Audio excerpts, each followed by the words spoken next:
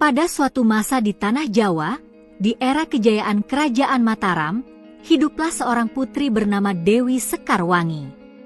Ia adalah putri dari Raja Mataram, seorang pemimpin yang terkenal dengan kebijaksanaannya, tetapi juga ambisi yang tak terukur. Dewi Sekarwangi tidak hanya dikaruniai kecantikan yang luar biasa, tetapi juga hati yang lembut dan penuh kasih. Ia memiliki kebiasaan yang tidak biasa bagi seorang putri kerajaan, yaitu sering berkeliling desa untuk melihat kehidupan rakyat jelata. Dalam perjalanan-perjalanan ini, ia mendengar cerita rakyat tentang di Laut Selatan, sebuah tempat yang penuh dengan misteri. Namun, kehidupan Dewi Sekarwangi di istana tidaklah seindah yang terlihat dari luar. Sebagai putri mahkota, ia dibesarkan dengan tanggung jawab besar. Ayahnya sering memaksakan kehendak padanya, terutama dalam hal pernikahan. Di usia 17 tahun, Dewi Sekarwangi sudah dijodohkan dengan seorang pangeran dari kerajaan tetangga.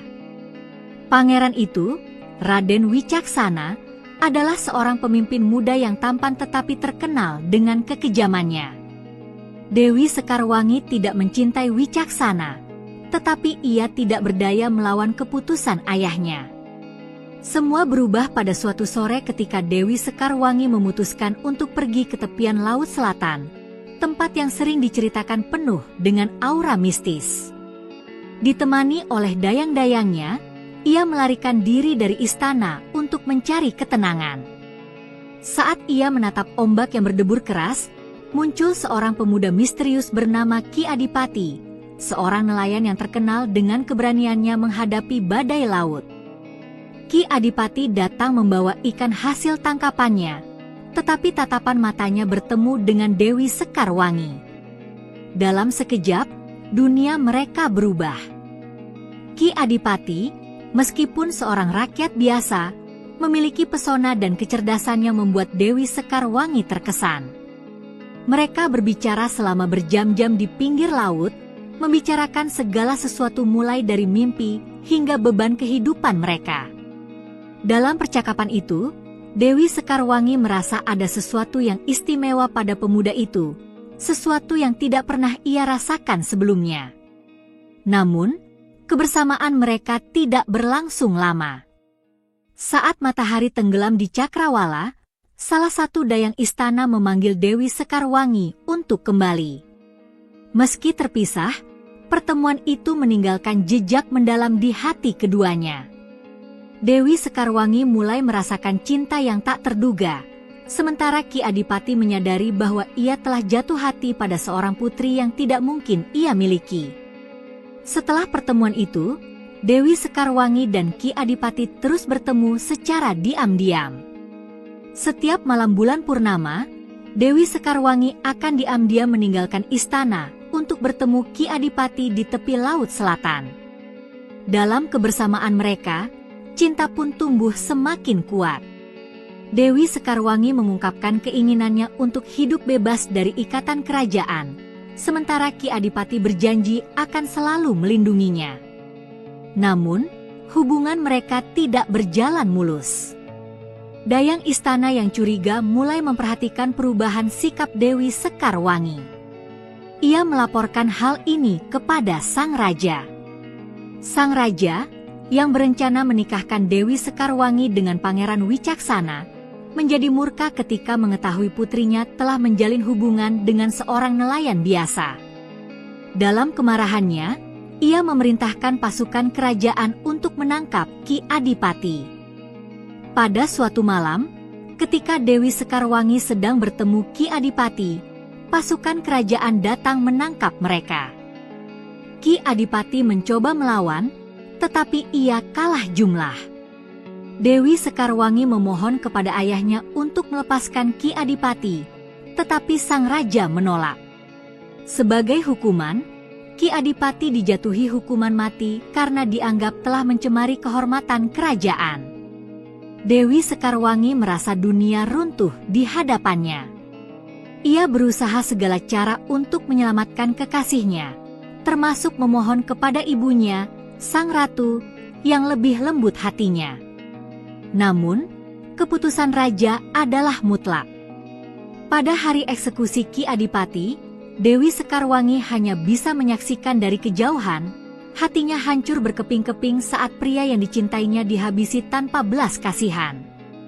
Setelah kehilangan Ki Adipati, Dewi Sekarwangi jatuh dalam keputusasaan yang mendalam.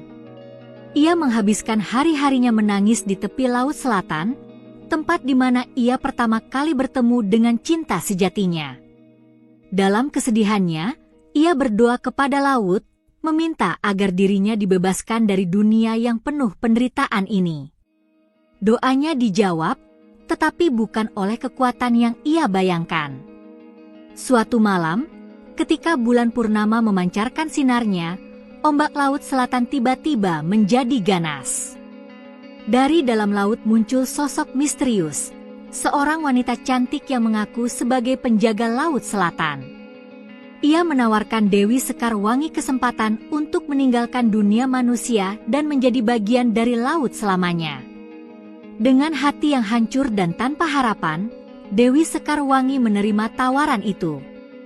Dalam sekejap, ia tenggelam ke dalam Laut Selatan. Tubuhnya menghilang dari pandangan manusia. Namun, jiwanya tetap hidup, berubah menjadi sosok mistis yang dikenal sebagai Nyi Roro Kidul, penguasa Laut Selatan. Setelah tubuh Dewi Sekarwangi tenggelam ke dalam Laut Selatan, perubahan besar terjadi. Ia tidak benar-benar mati, tetapi berubah menjadi entitas mistis. Tubuhnya diselimuti oleh kekuatan laut, dan jiwanya menyatu dengan energi abadi Laut Selatan. Sosok penjaga laut yang misterius, dikenal sebagai Dewi Laut, menjelaskan bahwa Dewi Sekarwangi kini telah menjadi bagian dari alam semesta yang lebih besar. Aku memberimu kekuatan untuk melindungi dirimu sendiri dan menjaga Laut Selatan dari ancaman siapapun. Namun, dengan kekuatan ini, ada harga yang harus kau bayar. Kau tidak akan pernah bisa kembali menjadi manusia. Cinta dan kebahagiaanmu kini ada di kedalaman laut ini, ucap Dewi Laut. Meski sedih, Dewi Sekarwangi menerima takdir ini. Ia berubah menjadi Ratu Laut dengan nama baru, Nyi Roro Kidul, sebuah gelar yang mencerminkan keagungan dan kekuatan yang baru ia miliki. Namun, meskipun ia memiliki kekuatan luar biasa, hatinya tetap terikat pada cinta yang hilang, pada Ki Adipati, yang telah mengorbankan hidupnya demi cinta mereka. Kehidupan baru Nyi Roro Kidul dimulai dengan tugas besar, menjaga Laut Selatan dari para nelayan serakah dan manusia yang mencoba merusak keseimbangan alam. Ia menggunakan kekuatannya untuk menciptakan badai, menggulung ombak, dan mengirimkan peringatan kepada mereka yang melanggar hukum laut. Namun, ia tidak hanya bertindak sebagai penguasa yang keras. Nyi Roro Kidul juga melindungi orang-orang yang setia dan menghormati laut. Para nelayan yang berdoa dan memberikan persembahan seringkali mendapatkan keberuntungan besar, seperti hasil tangkapan melimpah dan cuaca yang bersahabat. Dalam waktu singkat, masyarakat sekitar mulai menganggapnya sebagai dewi pelindung yang harus dihormati. Legenda tentang dirinya mulai menyebar ke seluruh Jawa. Orang-orang percaya bahwa siapapun yang berani memakai pakaian hijau di tepi Laut Selatan akan terseret oleh ombak dan dibawa ke kerajaannya. Warna hijau, yang dulunya merupakan warna kesukaan Dewi Sekarwangi, kini menjadi simbol kutukan dan kekuatan mistis. Sementara itu, di Kerajaan Mataram, kematian Dewi Sekarwangi membawa duka mendalam bagi sang ratu. Namun, Raja tidak menunjukkan penyesalan. Baginya, kehilangan seorang putri adalah pengorbanan kecil demi menjaga kehormatan kerajaan. Namun, takdir berkata lain. Beberapa bulan setelah kematian Dewi Sekarwangi, kejadian aneh mulai terjadi di kerajaan. Pasukan kerajaan yang sering mengganggu nelayan di Laut Selatan mulai hilang satu persatu. Setiap malam, suara ombak yang menyeramkan terdengar di sekitar istana, meskipun laut berada jauh dari sana. Para penduduk istana percaya bahwa roh Dewi Sekarwangi kembali untuk membalas dendam. Ketakutan ini mencapai puncaknya ketika Raja Mataram bermimpi bertemu dengan putrinya. Dalam mimpinya, Dewi Sekarwangi berdiri di atas ombak, mengenakan gaun hijau yang berkilauan. Ia berkata dengan suara yang penuh amarah, ayah, kau telah mengorbankan cinta dan kebahagiaanku demi ambisimu. Aku tidak akan diam. Ketahuilah bahwa keadilan akan datang dari Laut Selatan. Raja terbangun dengan keringat dingin, tetapi ia tidak berani menceritakan mimpinya kepada siapapun. Meski begitu, rasa bersalah mulai menghantui pikirannya. Sementara itu, arwah Ki Adipati tidak sepenuhnya pergi dari dunia ini. Cinta yang ia miliki untuk Dewi Sekarwangi membuatnya menjadi bagian dari legenda Laut Selatan. Banyak nelayan mengaku melihat sosok lelaki misterius yang sering membantu mereka ketika badai datang. Sosok ini dikatakan muncul dengan membawa obor dan memandu kapal mereka kembali ke pantai. Nyi Roro Kidul, yang kini telah menjadi penguasa laut, merasakan kehadiran Ki Adipati. Namun, mereka tidak dapat bertemu seperti dulu. Ki Adipati hanya bisa muncul dalam bentuk roh yang terikat pada daratan, sementara Nyi Roro Kidul sepenuhnya terikat pada lautan. Meskipun demikian, Nyi Roro Kidul berjanji dalam hatinya untuk melindungi memori kekasihnya dengan menjaga Laut Selatan tetap damai. Seiring berjalannya waktu, masyarakat di sekitar Laut Selatan mulai melakukan ritual dan persembahan untuk Nyi Roro Kidul. Mereka percaya bahwa dengan memberikan sesajen, seperti bunga melati, kemenyan, dan kain hijau, mereka dapat memperoleh perlindungan dan berkah dari Sang Ratu Laut. Namun, ada beberapa orang yang mencoba menyalahgunakan kepercayaan ini untuk keuntungan pribadi. Seorang dukun yang serakah berusaha memanggil Nyi Roro Kidul untuk meminta kekayaan. Dalam ritualnya, ia memanggil nama sang ratu dengan cara yang tidak sopan. Akibatnya, badai besar melanda desa tempat dukun itu tinggal, menghancurkan rumah-rumah dan membuat orang-orang ketakutan. Peristiwa ini semakin mengukuhkan keyakinan bahwa Nyi Roro Kidul bukan hanya pelindung, tetapi juga sosok yang harus dihormati dengan penuh ketulusan. Mereka yang tulus mendapatkan perlindungan, sementara yang serakah dan tidak hormat mendapatkan hukuman. Setelah sepenuhnya menjadi Nyi Roro Kidul, Dewi Sekarwangi mulai memahami kekuatan besar yang ia miliki. Dengan kekuatan untuk mengendalikan ombak dan badai, ia menjadi penguasa yang tak terbantahkan dari Laut Selatan. Namun, ia juga merasa terpanggil untuk melindungi wilayah ini dari ketamakan manusia.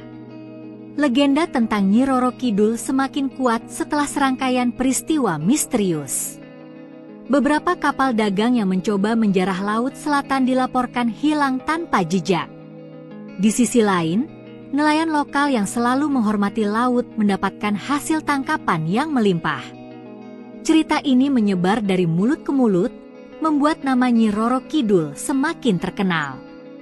Raja Mataram mulai menyadari bahwa Nyi Roro Kidul bukan hanya legenda. Ia memahami bahwa peristiwa-peristiwa aneh yang terjadi di Laut Selatan kemungkinan besar terkait dengan putrinya yang telah hilang. Namun, rasa malu dan egonya mencegahnya untuk mengakui kesalahannya. Sebaliknya, ia memerintahkan para pendeta kerajaan untuk mencari cara menenangkan roh Nyi Roro Kidul, berharap dapat menghapus pengaruhnya. Sementara itu, di bawah laut, Nyi Roro Kidul membangun kerajaannya sendiri. Kerajaan ini tidak seperti kerajaan manusia, ia penuh dengan keajaiban. Istana megahnya terbuat dari karang berkilauan, dihiasi dengan mutiara dan batu-batu berharga yang hanya ditemukan di kedalaman laut. Beragam makhluk laut menjadi pengikut setianya, dari ikan-ikan besar hingga makhluk mistis seperti naga laut. Namun, meski ia memiliki kerajaan yang indah, kesepian tetap menghantuinya. Setiap malam, ia duduk di tepi singgasananya, memandangi ombak yang bergulung di atasnya, mengingat cinta sejatinya, Ki Adipati. Dalam hatinya, ia merasa terkurung dalam keabadian yang penuh dengan tugas, tetapi kosong dari cinta manusiawi. Salah satu pelayan setianya, naga Laut Selatan, sering mencoba menghiburnya. "Baginda," kata naga itu, "kau adalah penguasa Laut Selatan. Dunia manusia telah meninggalkanmu. Kini kau harus fokus pada tanggung jawabmu. Cinta hanyalah ilusi di masa lalu." Namun, Nyi Roro Kidul tidak bisa sepenuhnya menerima kata-kata itu. Baginya, cinta adalah alasan ia menjadi dirinya sekarang. Kehilangannya menjadi api yang membakar semangatnya untuk melindungi Laut Selatan dari kehancuran. Salah satu elemen paling terkenal dari legenda Nyi Roro Kidul adalah kutukan pada pakaian hijau. Warna ini, yang dulunya menjadi lambang keindahan dan harapan Dewi Sekarwangi, kini berubah menjadi simbol larangan. Kutukan ini bermula dari kemarahan Nyi Roro Kidul terhadap manusia yang serakah dan tidak menghormati laut. Cerita ini berawal dari sekelompok pedagang kaya yang memutuskan untuk berlayar di Laut Selatan. Mereka memakai pakaian hijau sebagai bentuk penghinaan terhadap Nyi Roro Kidul, menganggapnya hanya mitos belaka. Namun, perjalanan mereka berubah menjadi tragedi ketika badai besar datang tanpa peringatan. Kapal mereka terbalik, dan tubuh mereka tidak pernah ditemukan. Setelah kejadian ini, masyarakat mulai percaya bahwa siapapun yang memakai pakaian hijau di Laut Selatan akan menjadi korban kemarahan Nyi Roro Kidul. Kutukan ini menjadi bagian dari budaya lokal, membuat banyak orang takut memakai warna hijau saat mengunjungi pantai Laut Selatan.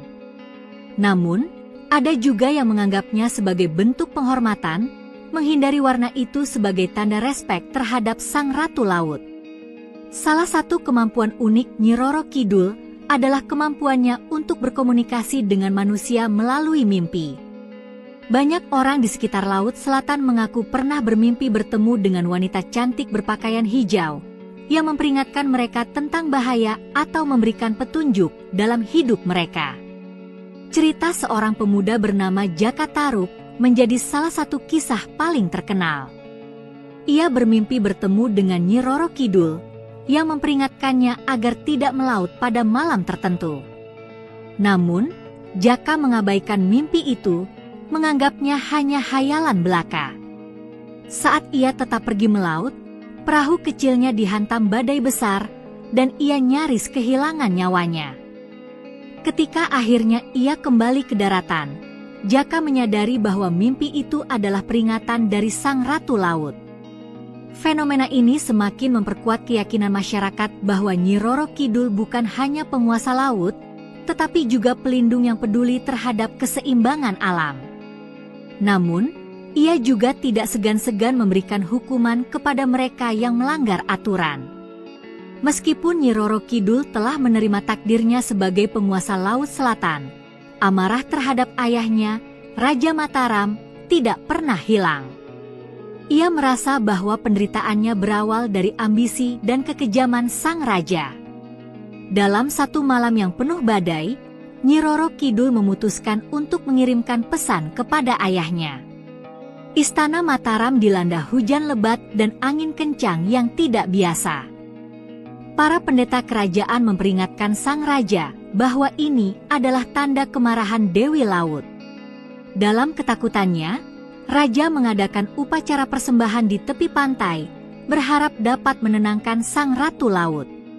Namun, dalam upacara itu, muncul sosok Nyi Roro Kidul dalam bentuk roh. Dengan suara yang menggema seperti ombak, ia berkata, ayah, ini adalah peringatan terakhirku. Laut Selatan adalah rumahku kini. Jangan berani mengusik keseimbangannya, atau kutukanku akan menghancurkan kerajaanmu. Raja hanya bisa terdiam, sementara para pendeta dan prajurit berlutut dalam ketakutan.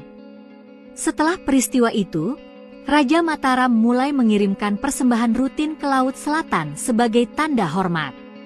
Namun, dalam hatinya, ia masih dihantui rasa bersalah dan ketakutan akan kutukan putrinya. Setelah memberikan peringatan kepada Raja Mataram, Nyi Roro Kidul semakin meneguhkan posisinya sebagai penguasa Laut Selatan. Ia mulai membentuk aliansi dengan para penjaga mistis di bawah laut, seperti Raja Ular Laut, Naga Perak, dan para jin air. Dengan bantuan mereka, Nyi Roro Kidul menetapkan hukum laut yang ketat. Siapapun yang melanggar keseimbangan alam akan dihukum. Para penjaga laut ini adalah makhluk dengan kekuatan besar, tetapi mereka tunduk pada kebijaksanaan dan keberanian Nyi Roro Kidul. Bersama mereka, ia menciptakan wilayah-wilayah sakral di Laut Selatan yang tidak boleh diganggu oleh manusia. Beberapa titik dianggap sebagai gerbang menuju kerajaannya, seperti Pantai Parangtritis dan Pantai Pelabuhan Ratu. Di tempat-tempat ini, aura mistis sangat kuat, membuat banyak orang merasa was-was tetapi juga penuh hormat. Dalam sebuah pertemuan dengan Raja Ular Laut, Nyi Roro Kidul menyampaikan visinya. Aku tidak hanya menjaga laut ini untukku sendiri, tetapi untuk seluruh alam. Jika manusia terus merusaknya, aku akan mengembalikan mereka ke tanah dengan badai dan ombak yang tidak pernah mereka lupakan. Raja Ular Laut menyetujui, dan sejak saat itu, mitos tentang kehadiran makhluk-makhluk penjaga Laut Selatan mulai menyebar. Para nelayan percaya bahwa sebelum mereka melaut, mereka harus memberikan persembahan, bukan hanya untuk Nyi Roro Kidul, tetapi juga untuk para penjaga lainnya. Di desa-desa sekitar Laut Selatan, cerita tentang Nyi Roro Kidul semakin berkembang. Namun, hanya sedikit yang tahu bahwa Nyi Roro Kidul dulunya adalah Dewi Sekarwangi, putri kerajaan Mataram. Salah satu yang akhirnya mengetahui kebenaran ini adalah seorang dukun desa bernama Ki Sumitra. Dalam meditasinya, ia menerima penglihatan tentang sosok wanita cantik yang berbicara dengan penuh kesedihan. Ki Sumitra, suara itu bergema di pikirannya, aku adalah putri yang hilang. Cinta dan penderitaan telah mengubahku menjadi penguasa laut ini. Tapi ingatlah, aku tidak sepenuhnya meninggalkan kalian. Selama manusia menghormati laut dan alam, aku akan melindungi kalian. Ki Sumitra, yang terkenal bijaksana, menceritakan penglihatannya kepada penduduk desa. Berita ini menyebar dengan cepat, dan masyarakat mulai melihat Nyi Roro Kidul sebagai sosok yang tidak hanya menakutkan, tetapi juga penuh kasih. Mereka menganggap bahwa ritual dan persembahan adalah cara untuk menunjukkan rasa hormat dan cinta kepada penguasa laut yang telah kehilangan segalanya demi tugasnya.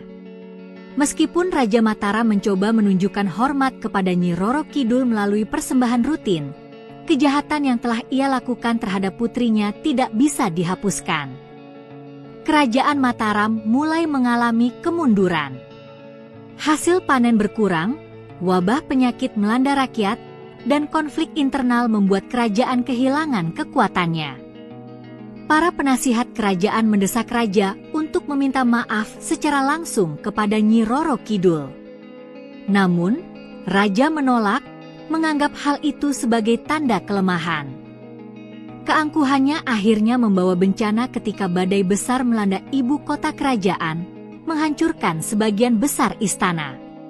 Banyak yang percaya bahwa ini adalah hukuman langsung dari Nyi Roro Kidul. Rakyat Mataram, yang kehilangan kepercayaan pada raja, mulai meninggalkan kerajaan. Mereka berpindah ke desa-desa yang lebih kecil di sekitar Laut Selatan, di mana mereka merasa lebih aman dengan perlindungan Nyi Roro Kidul. Sementara itu, raja tetap terkurung dalam kesendiriannya, dihantui oleh mimpi-mimpi buruk tentang putrinya. Meskipun kini hidup di dunia mistis, Nyi Roro Kidul tetap merasa terhubung dengan dunia manusia. Ia sering mengamati kehidupan manusia dari kedalamannya. Ia merasakan kesedihan saat melihat manusia saling menghancurkan dan mengabaikan alam. Dalam mimpinya, ia sering berbicara dengan orang-orang pilihan yang dianggapnya mampu membawa perubahan. Salah satu orang yang mendapatkan mimpi itu adalah seorang wanita bernama Siti Aminah, seorang pedagang ikan yang tinggal di dekat pantai Pelabuhan Ratu. Dalam mimpinya, Nyi Roro Kidul berkata, Aminah, kau adalah salah satu yang aku pilih. Bimbinglah desamu untuk hidup harmonis dengan laut. Jika kalian menjaga laut, laut akan menjaga kalian. Siti Aminah terbangun dengan tekad baru. Ia mulai mengajarkan penduduk desa tentang cara melestarikan laut, seperti tidak membuang sampah dan tidak menangkap ikan secara berlebihan. Upayanya mendapat dukungan, dan desa itu pun makmur dengan hasil laut yang melimpah. Meski telah menerima takdirnya, Nyi Roro Kidul tetap terbelenggu oleh bayangan masa lalunya, terutama oleh cinta yang ia miliki untuk Ki Adipati. Dalam kesendiriannya, ia sering memanggil arwah Ki Adipati, berharap dapat berbicara dengannya. Namun, batas antara dunia manusia dan dunia mistis membuat mereka tidak pernah bisa benar-benar bersama. Suatu malam, dalam meditasinya, ia mendengar suara lembut Ki Adipati. Sekar, cintaku tidak pernah hilang. Tapi kau memiliki tugas besar yang tidak bisa aku ganggu. Kau adalah pelindung laut, dan aku adalah kenangan yang akan selalu mendukungmu dari kejauhan. Mendengar itu, Nyi Roro Kidul menangis untuk pertama kalinya sejak ia menjadi entitas mistis. Namun, tangisan itu bukan lagi karena kesedihan, melainkan karena ia akhirnya bisa menerima bahwa cinta sejatinya akan selalu hidup dalam ingatannya. Dengan kekuatan baru dan hati yang lebih teguh, ia bersumpah untuk menjaga Laut Selatan demi keseimbangan dunia. Seiring waktu, hubungan manusia dengan Nyi Roro Kidul semakin mendalam. Ritual besar pertama yang tercatat dilakukan masyarakat di sekitar Laut Selatan terjadi ketika sebuah wabah menyerang desa-desa nelayan. Rakyat percaya bahwa wabah ini adalah tanda ketidakseimbangan antara manusia dan laut, serta kurangnya penghormatan kepada Sang Ratu Laut.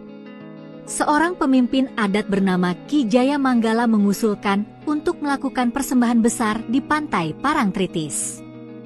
Persembahan ini mencakup bunga melati, sesajen makanan, dan kain hijau, simbol penghormatan kepada Nyi Roro Kidul. Dalam ritual ini, masyarakat memohon perlindungan dan meminta maaf atas kesalahan mereka yang mungkin telah mengusik keseimbangan alam. Ketika ritual selesai, keajaiban terjadi. Hujan turun deras, membersihkan wabah yang melanda desa. Nelayan kembali ke laut, dan hasil tangkapan mereka berlipat ganda.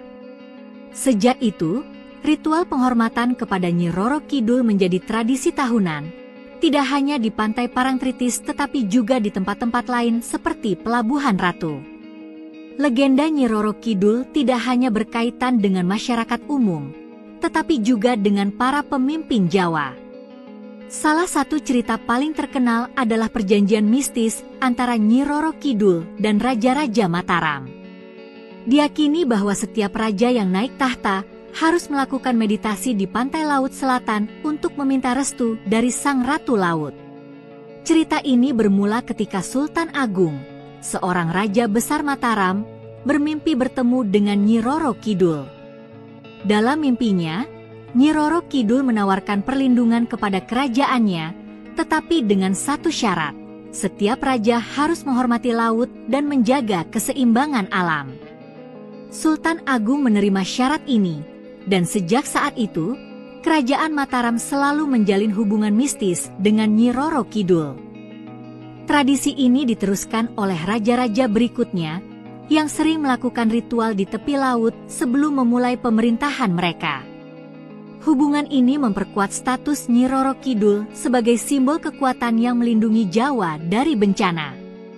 Masyarakat percaya bahwa Nyi Roro Kidul sering muncul di kala badai besar melanda Laut Selatan. Penampakannya digambarkan sebagai sosok wanita cantik yang mengenakan gaun hijau berkilauan, berdiri di atas ombak. Penampakan ini dianggap sebagai peringatan, baik bagi manusia maupun makhluk laut, bahwa keseimbangan harus segera dipulihkan.